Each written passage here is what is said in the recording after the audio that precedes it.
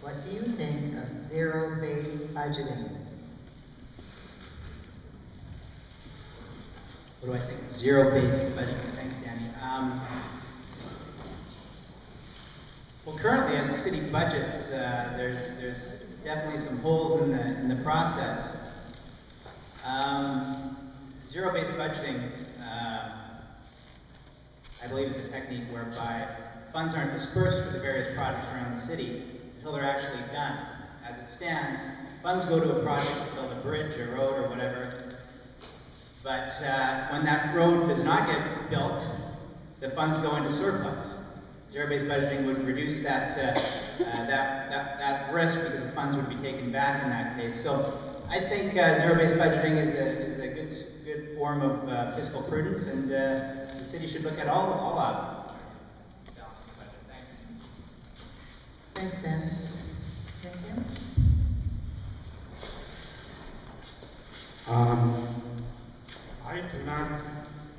I'm not entirely comfortable with zero-based budgeting. However, we can always look at the historic budgeting trend. And then it has to be, whatever we do is proportional to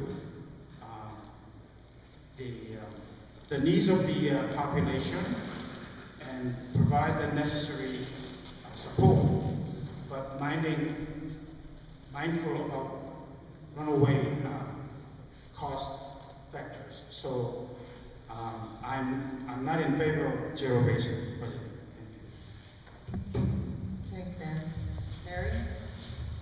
So I think I might have an idea of where this question came from, but zero-based budgeting, as I understand it, is at a city level, is when you have each line item that each department has, and you're asking them to justify why they spent what they spent last year. So instead of saying, well, you spent $5 million this year, so we're automatically putting to the next budget at $5 million, what we say is, why did you need $5 million last year? Justify that. If you need it again, we'll put $5 million in. If you don't, maybe it's 4.5. And I think these are the type of things you have to look at a city when you're trying to keep the budget down, because you do have to ask each department to justify why it is they're spending what they spent last year. And if they justify it, then you spend it again, and if not, then perhaps that money can be reallocated to another project someplace else. Thank you, Barry. This one is for Chris, Benita, and Mary Lynch. Now that the BC Housing has begun a Riverview visioning process, what do you think the priority should be for the Riverview lands? In other words, what is your vision for Riverview? We'll start with Chris.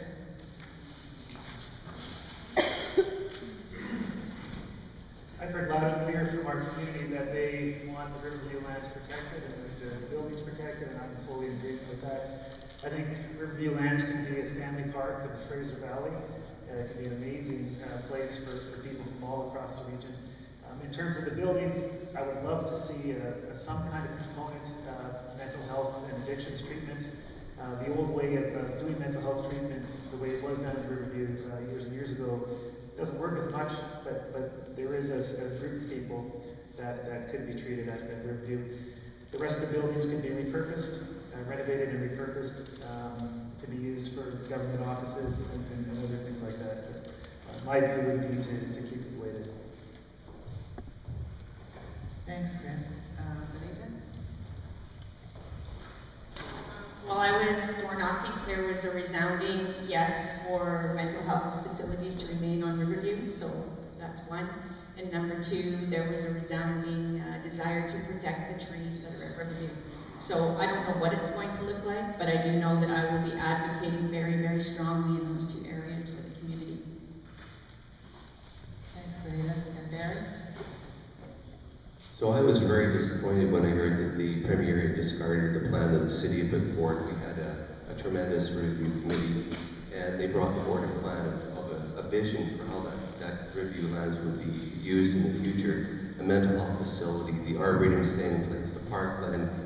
Nowhere did it say anything about there was going to be any market housing, and I don't believe there should be any market housing on there. We talked earlier about natural spaces and whether or not the city is doing enough for green spaces. Well, this is one of the prime green spaces we have in the city. We need to protect it. We don't need to put houses on there. I can imagine what people would be saying if you're try to put houses into Stanley Park. So the idea is it should be a mental health facility and a park for passive recreation for the citizens. Let's get down there, this one's great as well. What is your view on reducing taxes through amalgamation of the Tri-Cities? Will you put it to a referendum at the next city election? Yeah. Sorry. What is your view on reducing taxes through amalgamation of the Tri-Cities? Will you put it to a referendum at the next city election?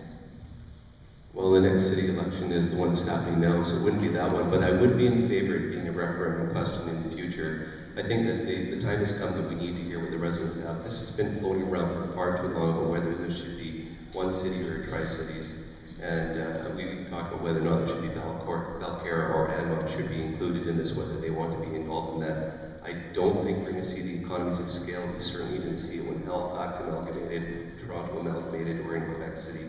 So, but I think we need to see what the residents want, and if they would like us to be amalgamated, that's something that I think the cities need to pursue.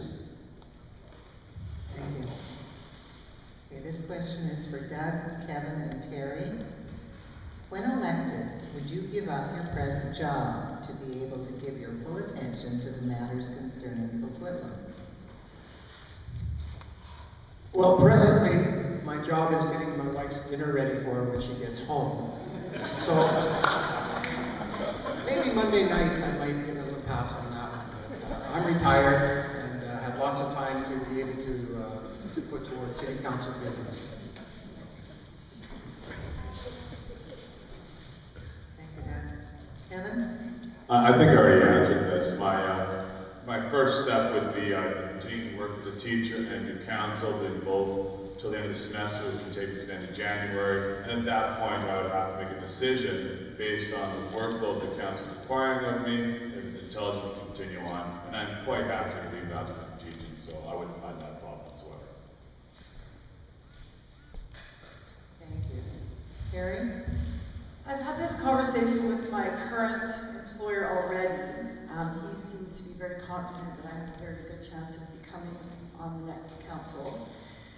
So we're looking at probably flexibility around job sharing. I probably wouldn't work Mondays anymore. I would reduce my hours down to a part-time capacity until such time as a year from now I'm elected to a 3-year term on council, and then I would definitely resign my position there, because when I do something, I want to do it 110%, and I think over a 3-year term, I couldn't do either my job or my role on council at 110%. So, but for the year, I would go down to part-time and then dive right into my council duties at 110%. Thanks, Terry. Okay, next question is for Chris, Vincent, and Kurt. What is the purpose of parks and green space in Burquitlam? What is the greatest challenge regarding parks and open space? The purpose of green space is for our whole community to get out, get active, enjoy nature, appreciate what we have. Depends who you talk to in terms of the challenges. It's often dogs and dog waste. So there's a lot of issues around off-leash hours and locations for that, parks for dogs to be off-leash. And then there's also the issues of more green space as the city grows, and protecting the green space that we do have. But to me, green space is there to enjoy, to help us with clean air and make us connected with nature. Thanks, Chris. Vincent? Yeah, I just think we also support the village growth, but we want to protect our green space in our city. For example, we have mentioned about the money park, and I also live in near the neighborhood near the money park. So remember back to several years ago that I think there was one application for like a commercial playground at the northwest corner of the money park. So I with my neighbor get some petition to again that kind of and then endless development in that corner because I love my park. I want to keep the green space. Thank you, Vincent. Kurt? I live 5 minutes from the Burquitlam River Trail, and personally I use it for downtime. Sober garage with the electronic age we're living in. I use it to quiet my mind. I use it to rethink my issues. I think a lot of the issues that surrounding our green space currently, as Chris said, is dog waste and off-leash dog time. That needs to be addressed. We can do that through supplying doggy bags for the waste that dogs make. But I think our green spaces are most important, and I think we do a good job of supplying and maintaining them. Thank you. Thanks, Kurt. This is for Benita, Michael, and Ben.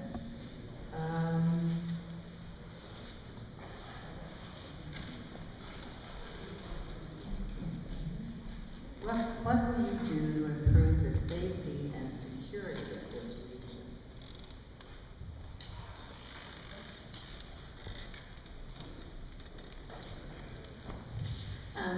I always think that you should defer to experts on things that you don't know about when it's this important. So what I would do is defer to experts in the area of safety. We have a wonderful fire department and also a strong RCMP group here, and I would definitely be involved in the conversations and I would follow it, but I would most certainly defer to experts in this area. And as I mentioned earlier tonight, I'm advocating strongly to start early on a police station here in Burquitlam. Thank you, Benita. Okay, Michael?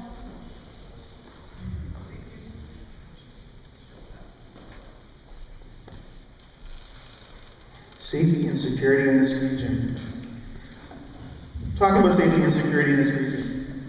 At the moment, I'm involved with DPAC, and part of our safety security thing is involving schools and crosswalks, and so we're actually working on that. Terry knows about that, she's also involved, and same with Benita.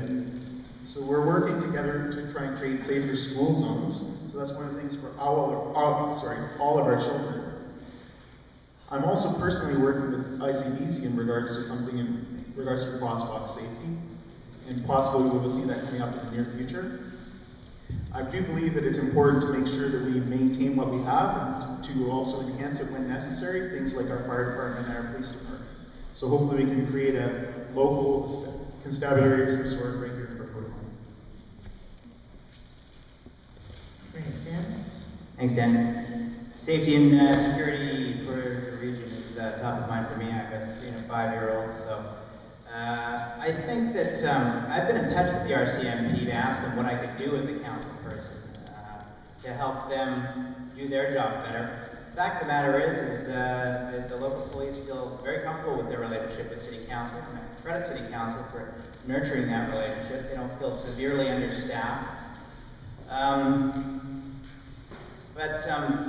As time goes on, you'll find that security will be top of mind for the residents in this region. We've got a local police station in Burquitlam that actually isn't staffed half the time, so I'd like to see a cop or two at that shop.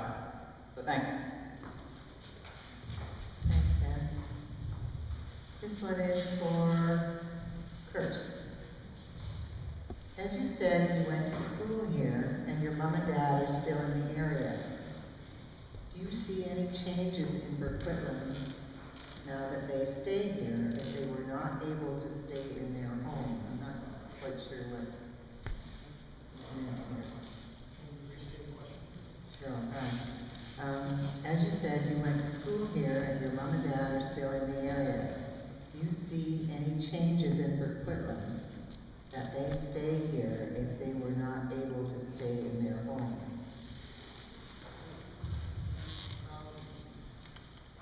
My parents are quite aged. They're both have some mental decline. My father was diagnosed with Alzheimer's just a week ago, so we're starting to deal with issues with my parents in this community. My parents are of the age where they don't like to see a lot of change, and they're there's massive change going on in this community. So for them to stay here, I don't think they're going to be here much longer, to tell you the truth. They love this community. They've been here for well over 60 years in the same house.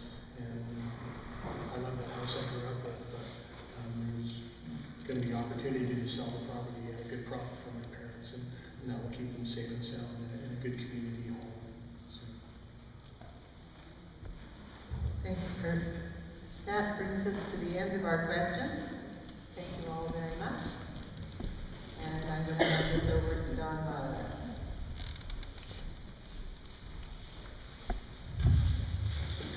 Thank you. We still have one portion of the evening to go, which is your last comments, which you'll have 1 minute for. We still want to do that. Before you go, we want to thank everybody for coming out. Any of the questions that we have asked tonight that you were not able to answer as candidates, we're going to be putting on our website. You can log in and then leave an answer to that question. So any of you that wanted to answer a question tonight that you weren't able to, please log in to burquitlam.org. And we'll have those questions posted, including the 3 or 4 that we didn't get to tonight. I think there's 3 or 4. Then we'll be posting those as well. And we encourage you all to answer the questions. We're going to start in reverse order for the closing statements. And Benita, maybe like that. So you can start 1 minute, please, and 15 seconds. The yellow sign will come up. Sadly, there are gaps in this council in regards to diversity. Burquitlam has more than its fair share of young families. It has a younger median age than the rest of BC, and tens of thousands of its residents have been here a relatively short amount of time. In addition, 51% of the people that live in Burquitlam are females, and yet only 1 sits on our current council. The reason that I'm running is because the residents of this community deserve broader representation and new ideas. I'm running to address the lack of diversity and the need for new ideas that come from experiences outside Burquitlam. With 4 generations of my family living in Burquitlam, I'm deeply rooted here, but I bring with me knowledge and experiences gained from other growing communities. I know the issues, I have the skill set, and I can hit the ground running to get the job done. Thank you. Kurt? I just want to let everybody know I'm enjoying the process of going through the election for the very first time. I come with a very diverse background. I've done a lot of things in my life, so I think my experience in the business world will come through right and clear on City Council. I've enjoyed meeting all the new participants in this by-election, and I wish everybody good luck. Thank you. That's it. Yeah, thank you for the community association for organizing this organizing meeting, and thank you for joining the dialogue. If elected, I will pleasure to put my first trade on the job performance and make sure I'm accountable and listen to every citizen right here. I'm also carrying a positive approach to the city council. I will bring a new kind of facilitator leader for the community. In my vision, my curriculum and your curriculum should be a more livable, accessible, and affordable curriculum. And I believe I can make positive contribution to help to develop a strong community right here. And on October 26th, I'm counting on you to go for Vincent booth and go to the post station and go. Thank you. Thank you. Chris? As you've seen tonight, there are a lot of issues facing our city. I know the issues, I know the people, and I have the ability to listen and work with the groups to come up with innovative solutions. If anyone who's worked with me knows I'm a creative, hard-working individual who only wants what's best for our community. I understand business, but I also understand the social needs of our city. And I have a proven track record of working with groups to bring positive change to our community.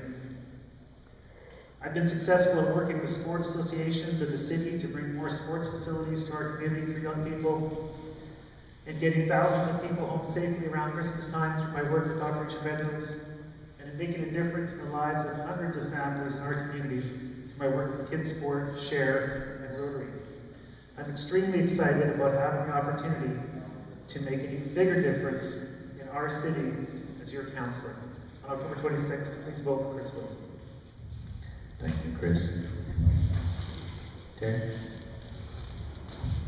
Unlike each and every one of you here today, you took the time to come out tonight because you care about your community, you care about your city.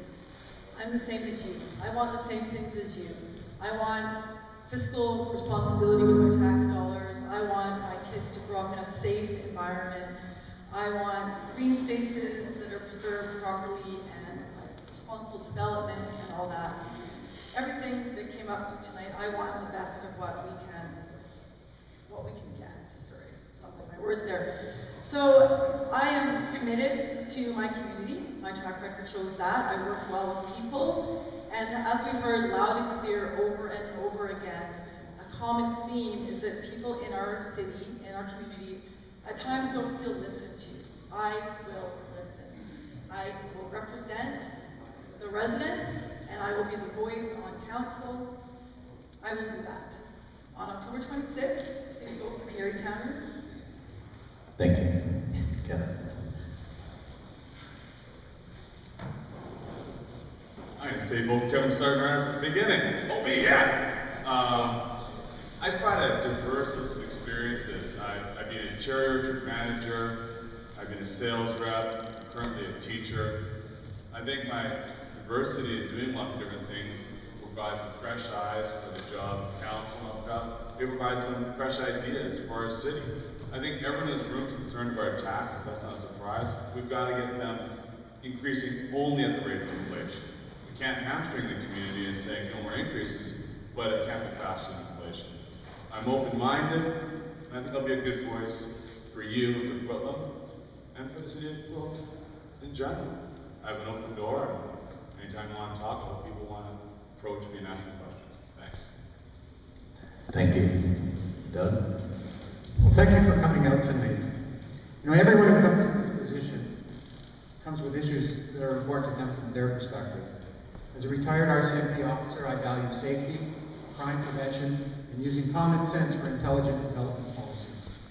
I'll prioritize policy around evergreen stations and strive for sensible, sustainable growth. The city must control spending. Your council needs to make better use of existing tax dollars to prevent residential rates from rising and to keep business rates competitive. And we have to achieve this while maintaining the services that are important to you. This is going to require both experience and dedication, which I've proven I can bring to the table. Please remember me, Doug McNally, when you mark your ballots. Thank you, Doug. Barry? Well, thank you, ladies and gentlemen, for coming out, especially in my election. I certainly appreciate the interest that you've taken. Everyone up here will tell you what they would like to do as a councillor, and they're all good people, know have the community's interests at heart. What I'm going to point to is, and there's not enough time to explain to you, and I ask that you read my brochure or check my website, but I'm going to point to the things that I've done in the community. I'm going to point to the fact that I've been involved, highly involved, hardworking, established a reputation of cooperation, not just within my council, but within Metro Vancouver and working with issues for it. I'm going to point to my experience, and I'm going to ask that you consider that when you elect someone for a one-year term to come on council after we're spending $150,000 to get those people there. And you do have 2 councillors to elect. I was very proud to represent you for 9 years from 2002 to 2011. I've worked hard on your behalf, and I ask for you to give me your vote so I can continue to work hard once again. Thank you. Ben?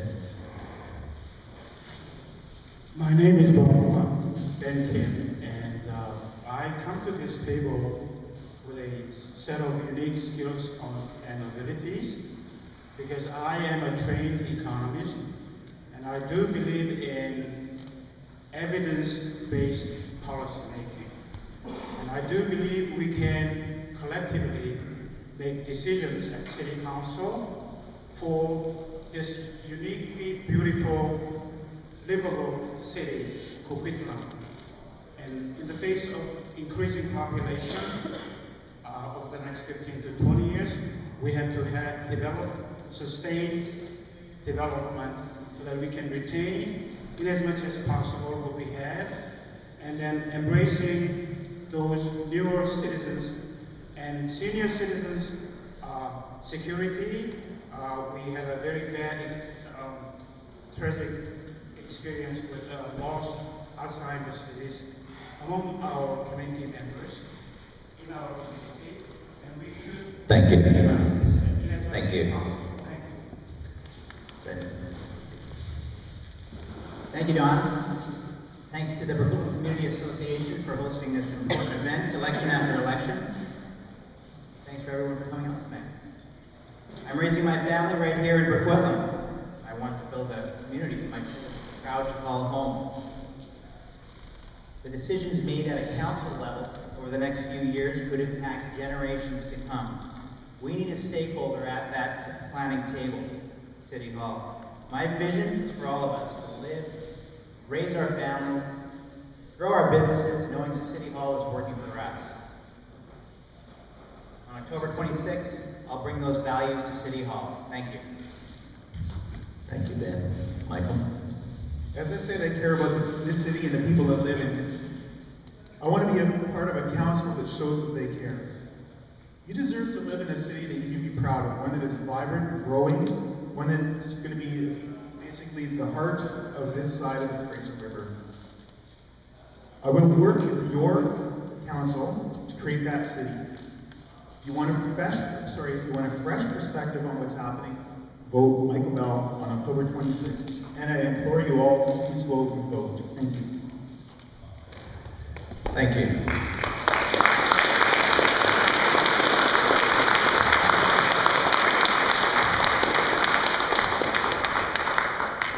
And thank you all the candidates for coming out. Thank you. Remember to look up burquitlam.org. We'd love to have you as a member. We have a donation bucket in the back on your way out. We're working towards a permanent sign for our community. We appreciate any help we can get.